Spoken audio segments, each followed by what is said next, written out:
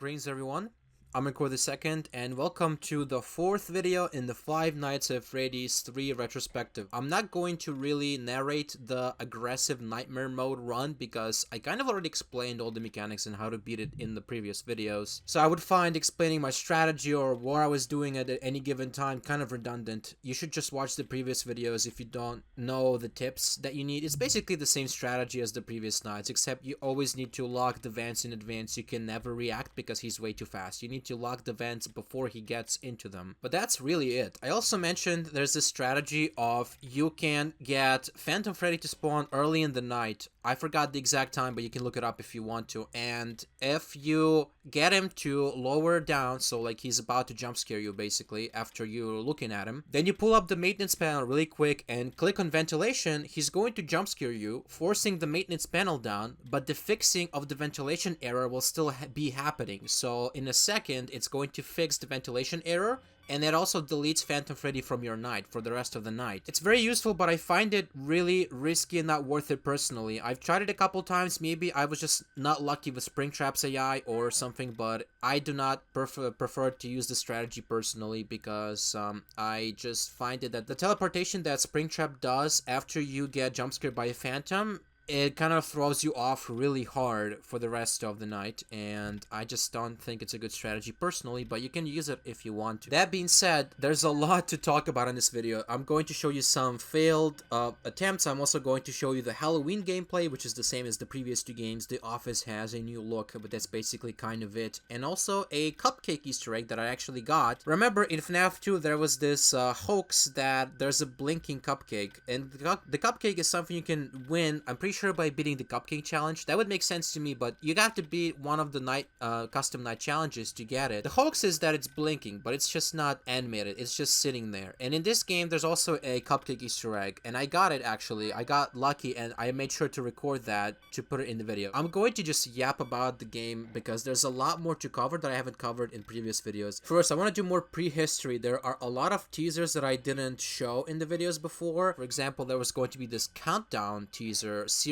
with Phantom Balloon Boy being the first, but that never really happened. They just kind of stopped and the game dropped. Like, Scott drops his games way too early. So there was going to be this countdown with Balloon Boy first and a bunch of other characters, I assume, being revealed teaser after teaser, and then the game would drop. But Scott just dropped that whole plan, and we only got the Balloon Boy with the Guess Who and the number 10. Or at least people assumed the number 10 was a countdown, but that was never followed up upon, so I guess it's technically a theory and not a proven fact. Unless there's a statement that Scott did prove this fact, but there's no statement like that that I'm aware of, so I guess that's just a theory. Another thing about this weird teaser is that there's like a CD on Phantom Balloon Boy's hat, and I feel like that's just a reference to the CD night skin and nothing really worth theorizing about. Because in this game, this is the first game that doesn't feature the CD skip. I showed you the CD skip in the previous two games. If FNaF 1, it's easy. You just type in CD and the 0 on the numpad or the plus on the numpad, and you get the CD skip. If FNaF 2, it's the same, except your mouse needs to be over a Toy Freddy's nose when you can honk it in the office and the poster, and that's it. And in FNaF 3, there is no skip, so Scott realized that people keep catching these cheat codes, and he just decided to not keep it in the game this time. Because you can't cheat Golden Freddy mode in FNaF 2 with the CD skip and like, hey guys, I got it, here's the screenshots. Obviously, most people would not accept that unless you show the full run.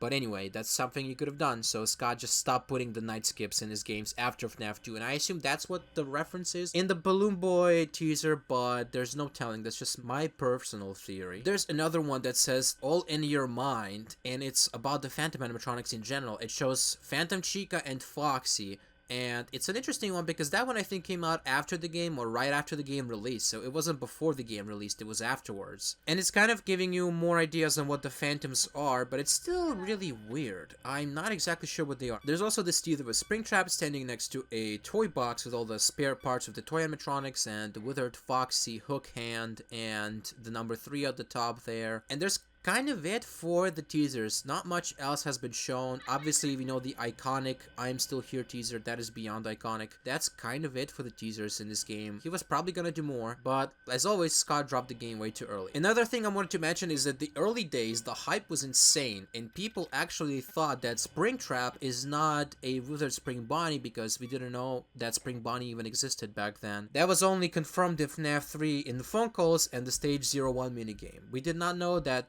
Spring Bonnie was even a character, and that's why people thought that this new character is Salvage. That was the name, and Salvage is kind of a cool idea of these combined pieces of the other animatronics, like an ultimate version of everyone with different parts from different animatronics combined, and that's why there's only one. That was the theory back then. Cool theory, but it wasn't true. I also want to talk about the trailer. The trailer was insanely hype, maybe the most hype trailer in FNaF history. At least it's really close up there because it is insane. There was no gameplay shown, just the location. There's this weird shot of Bonnie looking at you, and that was like, what? Why is he doing that? I still don't know the exact reason, but I think that's a good theory, that it's just showing the follow me minigames, and like the first one to get lured into the safe room was, or near the safe room, was Bonnie, and that's probably what that's referencing, because at the end of the trailer there's this shot of Springtrap shaking, and I actually think, and it's a good theory, that that's depicting the spring locking itself. That's when William Afton became Springtrap, and that's what that's showing, and I think that's a very good theory. So the trailer had a lot of really awesome shots, and it ending with an actually kind of scary jump scare. That's the first time we saw the Springtrap jump scare, and it actually kind of got me when I saw the trailer, and I think it got a lot of people too, but in the game itself wasn't scary at all. It really is weird. Maybe the sound was too low, I'm not sure, it just doesn't work. But yeah, that trailer was beyond hype. I remember when it came out, it was kind of late where I was living. The first thing I did was like draw Springtrap.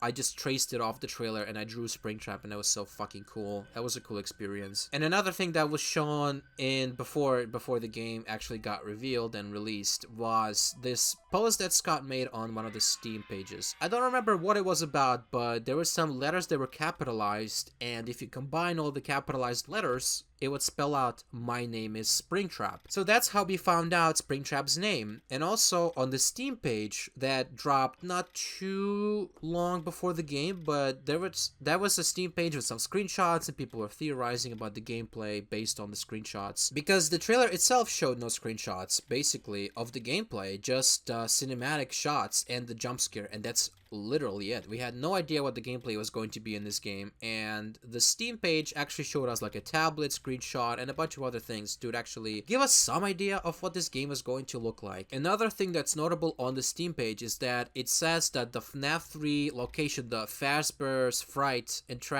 horror attraction, was created or opened 30 years after the closure of Freddy Fazbear's. Now, a lot of people think that 1993 is the year where FNaF 1 takes place, and that's been thrown into question lately a lot with the last like 2 years or so, after the week before especially. And people just ran with that. Well, 30 years later is 2023, and that's when FNaF 3 happens, and that's when Springtrap gets out of the locked safe room, right? But it's not really confirmed. Another piece of evidence towards the 2023 timeline placement is the recording in Pizza Sim of Henry, and we know Pizza Sim is after FNaF 3 because Springtrap comes back after he survives the fire. And then the Insanity ending, the audio file that we play is called HRY223, which people think is Henry 2023, but actually we don't know exactly what the numbers mean. That's a good guess, but I wouldn't be too sure about it myself. What I actually like more is a theory, and there's good evidence towards both points. Don't get me wrong, both 2023 and 2015 are very good candidates, but I actually prefer personally the 2015 date because the game itself came out in 2015, and that makes the game more interesting from an authorial perspective, where Scott makes the game that takes place in a haunted pizzeria restaurant recreation, right? And it kind of mirrors the time frame of the game coming out itself, where Five Nights at Freddy's brought back the animatronic restaurant nostalgia and it became a horror thing. It's kind of a meta in that sense. So it just kind of feels better to me. And another thing that really points strongly towards this theory is that we've known for years now, and it's been reiterated multiple times in multiple sources in the games, and the books and a bunch of places that the missing children's incident took place in 1985. And then we know from the newspapers in FNaF 1 that shortly after the missing children's incident, the location closed down because of all the problems with the bad PR and the sanitary conditions and all that stuff because of the dead bodies. So 85 plus 30 equals 2015, and that's just weird to be a coincidence, isn't it? I just think it makes a lot of sense, and we know for sure when the first Freddy's closed, it must have been 1985 after all the missing children's incident shenanigans happened. So I think 1985 being the closure year for the first Freddy's is a great starting off point, and that's why the 2015 date, it just really clicks to me personally. I feel like it makes a lot of sense. And 2023 was just a really arbitrary, far away in the future year compared to when the game was made, but that's just my thoughts. Now let's jump from prehistory into the minigame secrets. We have the mobile port is actually a whole other topic. It had a lot of cut features, a lot of different gameplay things, cut frames, like shorter animations, that stuff. That was the original port. Obviously now the Click Team ports are way more sophisticated and accurate to the original PC versions. But back then when Scott was making the mobile ports, he was cutting or changing a lot of content, really changing things differently. There's like a hidden jump scare menu and the minigame menu in the extras of the mobile port in the original version that is accessible for like a Bluetooth connector. I'll just attach a video so you can watch what I'm talking about, but it's like a broken jump scare menu. All the images are misaligned, like the jump scare animations are really way off.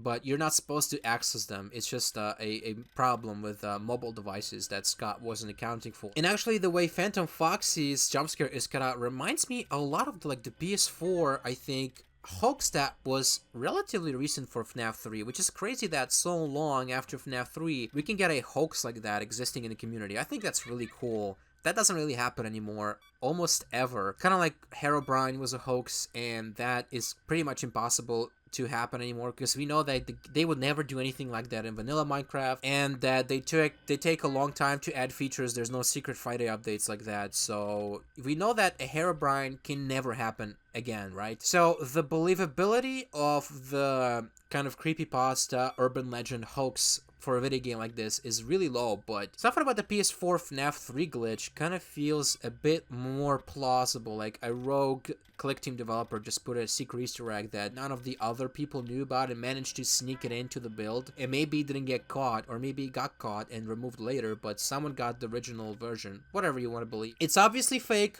but it is kind of a cool hoax, and I like it a lot. But anyway, back to the mobile port. It actually replaced the post-night minigames where you get killed by William Afton with the secret minigames, and they are extremely streamlined. I don't think you can jump in them, and you basically walk to your destination. So unlike on the PC versions, where you actually have to figure out what to do and find the exit, the proper exit, not the fake exit door, and actually complete your objective in the secret minigame. In the mobile port, you just walk in a straight line pretty much. It's really bizarre what Scott was doing. I don't know why. It obviously was informed by the limitations of mobile ports and just the power of mobile devices back then, but still really strange choices. Now, I wanted to mention also that the secret walls that were in the secret minigames are very reminiscent of, obviously this is not Scott's original idea, right? It's like retro gaming, but that's something that Scott likes in his games. If you've ever played The Desolate Hope, and that's one of his more famous non-FNaF games, there's also a prequel to that game, really old, really rudimentary, but I actually like that game a lot. I played it and I beat it and I had a good time with it. You can just download it now on Game Jolt, and it's called The Desolate Room. And the final area in that game, if I'm not mistaken, is full of false walls. You have to walk through false walls to get to your objective, and that is exactly like in the FNaF 3 secret minigames, which I thought was a cool connection to Scott's, I was gonna say discography, but that doesn't make sense. So basically Scott's game development history. I think that was kind of cool. Now about the secret minigame, Happiest Day, right? It is Charlie that's facilitating the Happiest Day minigame because Charlie is one of the most aware, powerful spirits of all the spirits that exist in the franchise. So I just wanted to iterate that that's how she's looking out for the other kids, even though she might have sealed their fate earlier on by connecting their souls to the suits, or whatever the fuck she was doing in that minigame. Give gifts, give life. I still have no clue what he was trying to communicate with that, but she says in the Ultimate Custom Night, the others are under my protection. So it's kind of bringing it back to what the character is about, kind of taking care of the other children which are more confused, more animalistic in their possession. As Charlie also states in Ultimate Custom Night, the others are like animals, but I'm very aware. So that Charlie is very smart compared to the other spirits, right? And so she's able to somehow do this thing when she kind of releases their souls, but not fully, and at least maybe it was a failed attempt, because like I said earlier, Molten MCI. MCI children, their remnant is in the fun times, which then become Molten Freddy, and it's just a whole mess. So yeah, I just wanted to point out that Charlie's the one doing the Happiest Day minigame. I also wanted to mention that in the beta ending, you can see Golden Freddy's head way behind the other ones, and it's lit up. And a lot of people have theorized like, oh, it's only one light in the Golden Freddy head, or like it's only, you can see two lights, but the other animatronics only have one, and that's like additional evidence towards the fact that Golden Freddy has two spirits inside of him. And I think you're kind of overthinking it at that point. It was just a visual. I don't think Scott had it planned out that far in advance. I really don't. However, it is true that there are two spirits in Golden Freddy. I do believe that, but I don't think this is a way to prove it. And also, an interesting thing is that Golden Freddy is far away from the other ones, and when Golden Freddy doesn't have the eye lit up, you can't even see the head in the end screen, right? So it's kind of interesting because, like I said earlier, Cassidy doesn't get freed in Happiest Day. Dave does. And that's kind of why the Golden Freddy aspect of Happiest Day is a bit complicated, and why the screens look different. Because Scott could have made a choice to make Golden Freddy's head visible, but he didn't do that.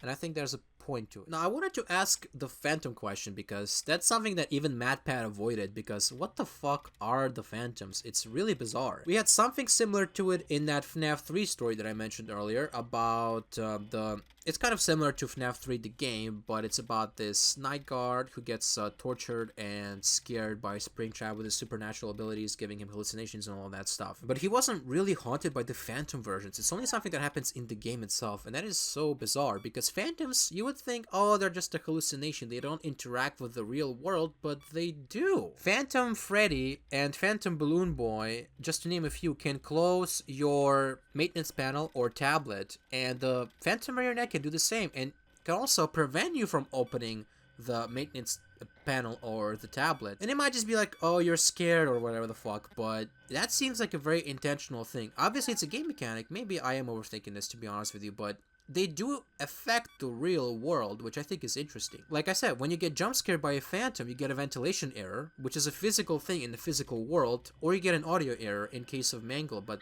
you know, that's still the same thing. A physical object in the real world, something happens to the system and it gets broken. So it's just a kind of a question of how much are they like spirits themselves, how much are they apparitions of all the possessed objects in the location because of agony? Are they projections from Springtrap himself, which is why they have the same pupils as he does, and why they don't show up unless Springtrap is also there? Is he controlling them? How much are they like their own spirit and ghost projection? How much is it just Springtrap unleashing them onto you? I don't understand how that works, and it's all really mysterious. I honestly find the answer that Springtrap just controls them kind of lame and not interesting. I find it more interesting that they're actually like the vengeful spirits of the other characters who unintentionally aid Springtrap in your demise. I think that's kind of more interesting and more dark, more ironic in a sad way. A lot of evidence does point to them being just apparitions, like part of Springtrap's supernatural abilities to summon these creatures, or their kind of projections to fuck with your systems to make it easier to kill you. That does make more sense just judging by all the evidence we have, but I don't like that answer personally. I think it probably is the correct one, but I just don't like it from a story perspective. I think it's cooler if they aren't that, or aren't just that. But yeah, with FNaF theories, it's fun to have a headcanon, but I just want to know the truth, even if it disappoints me. That's kind of where my perspective is. I can enjoy my own version just for my own sake, because I think that it's good, but I get more satisfaction from knowing the correct answer. Let's just put it that way. So yeah, it's really strange. I don't know what the Phantoms are, but they are a bizarre thing. It's a really strange thing in this franchise, and they don't really show up much at all. They obviously are in the Ultimate Custom Night and FNaF World, but beyond that, they barely ever appear. They have like small Easter egg appearances in other games, but they don't actually show up as characters that you have to fight against. It's a very strange thing, and also the fact that they are burnt, it either explains something in the past, like the previous FNaF locations got burnt, which is why Chica and all the other ones look burnt, or is it just a foreshadowing thing? Is it like information from the future that affects their appearance? It's all really bizarre. But the fact that they do have a burnt texture is very specific and very important, because the encyclopedia constantly brings it up, like, hey, they look burnt, they look burnt. Obviously there's a point to that appearance. I don't think it's just a stylistic thing, because obviously fires are big plot point in FNaF in general. They keep happening all the time. It's important. But what does it mean? Is it just like a supernatural thing, like it hasn't happened yet but they already look burnt? I don't understand. Another thing I wanted to mention, and I forgot in the previous videos, is I connected all the phantoms to the minigames. Phantom Mangle and Mangle's Quest, Phantom BB and BB's Adventure, Chica's Party and Phantom Chica. Then you have nothing for Foxy, which is strange. You have Golden Freddy or Fredbear for Phantom Freddy, and you have Shadow Bonnie for Springtrap himself. And then you also have the Happiest Day, and that is the Puppet, which also is a phantom version. I said the puppet again, I'm so used to it, but yeah, I know it's the marionette, but whatever. You also have a puppet minigame, so for some reason, Phantom Foxy is the only one who doesn't have a whole minigame to himself. That's really strange and a weird inconsistency. But all the other minigames do have a connection to the other animatronics that you fight against in this game. Also, I mentioned before that the only two places where the ambience plays, like the danger ambience, is when Springtrap is close to you or if Phantom Freddy's crossing the screen, but that's not true. Also, Phantom Chica plays the same ambience if she spawns, but because I never clicked on that camera, really, or at least not on the later nights, I never got Phantom Chica, and so I never could show this to you. There's also this stupid debate about the Phantom Marionette and Mangle being real in the location. Like there's just like a sliding wall and Phantom Mangle's on the other side when you look at the camera, and it is strange how weird the camera renders are. Like the Phantom Mangle render and the regular render of Cam 4 look kind of strangely different, like as if there is some kind of change, but I just think Scott did something to like make it better in terms of what you're seeing on the camera. And just the fact that the Phantom Marionette shows up as itself and has a reflection on Cam 8 led people to believe, even MadPat still brought it up in his last theory, that means that the marionette is actually in the location. That doesn't really make sense unless there's a music box keeping it asleep, because even from the movie reinforcing this, we know that unless the puppet is in Lefty or being kept asleep by the music box, it's just going to roam free, right? There's also a perimeter lock from the movie, which I assume might be a thing in the games, which explains why the animatronics don't leave the location. But in the week before, there are a lot of scenes where they leave the location, even go to someone's house. And even in the FNaF 2 movie, once their perimeter lock gets removed, they also do that. So there's this like recurring plot point that animatronics want to leave and roam around in the outside world, outside of their location. But what I'm trying to say, basically, without trying to overcomplicate it, is that the Phantom Marionette being actually real, or like the real marionette is there, I don't feel like that's true. Obviously, the marionette still exists because it has to come back in Lefty in Pizza Sim, but I don't think it actually physically exists in the FNaF 3 Fazbear's Fright location. Anyway, let's get to some Easter eggs. I forgot to show these, but there are a bunch of rare screens that happen during different times, like when you launch the game or when you start a night. I actually got one of these once, but only once. And yeah, FNaF 3 rare screens are less rare than the other ones, but they are cool nonetheless. There's also like a secret screen that was only in the mobile port that I can show you. It's very low res, but it's like a unique image of Springtrap. But yeah, those are the rare screens. And you also have the Bonnie or Freddy paper pal. I mentioned the paper pal before, but I didn't explain which one it is. So it's only Freddy or Bonnie, which is interesting. Those were the ones in FNaF 2 as well, except for the Balloon Boy one, which I assume was Balloon Boy. It looks kind of like him also in that game. And then you have Freddy and Bonnie, which is weird because why are these two connected? It kind of reminds you of Fredbear and Spring Bonnie, right? The only other place in the franchise where that happens is obviously the Fredbear's Family Diner Crew. Then you also have Springtrap's poster on Cam 2. Not sure if I showed that one before. And also the Cupcake Easter egg that I mentioned earlier. I actually managed to get that one. And no, it doesn't blink. Now, I wanted to talk more about the lore a little bit. So we know this is a horror attraction. And we know from the phone calls that it's been working for around 2 weeks. Or should I say the night guard has been working for 2 weeks. Because Phone Dude says, who's, by the way, a new character, he says, glad you came back for another night. Right, so that means we started week 2, and after that, the location burns down. After Springtrap is here. That's just a specific plot point that I think is interesting to mention. Also, the safe rooms being boarded up. It's actually not as simple as it seems. Apparently, and I found this out from a Hyperdroid video. Really great lore videos, by the way. I like a lot of that guy's thinking on FNaF lore. I think he's pretty close to the truth. But anyways, he mentions that in one of the newer Pizzaplex books, it was talking about expanding on the lore of the safe rooms. And apparently there's like a secret way to open the safe room once it got boarded up. But from the inside, there's no way to open it out, which is a huge safety problem. But, you know, FNaF is FNaF. I don't think anyone in FNaF, the FNaF universe, cares about safety precautions like that. But that could explain and really change how you view the FNaF 3 post-time minigames, because we always thought that the locations being boarded up happens after William Afton becomes Springtrap, and that's why he's stuck there, because he gets boarded up.